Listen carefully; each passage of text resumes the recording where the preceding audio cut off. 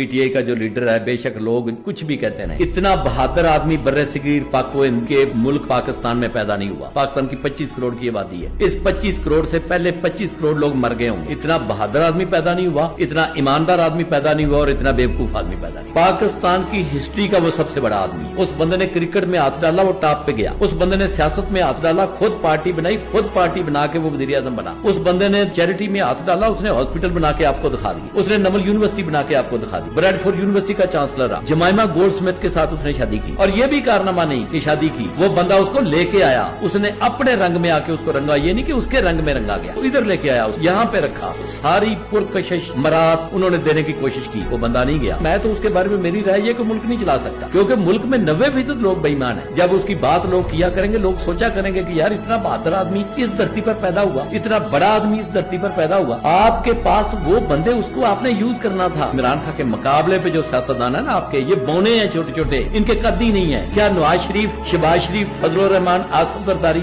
इनका आप तकाबली जायजा लेंगे इमरान खान के साथ? भाई वो बहुत बेवकूफ हो सकता है, वो पागल हो सकता है, लेकिन ना वो बेईमान हो सकता है और ना वो बुज़दिल हो सकता है। वो बैठा है, ठीक है।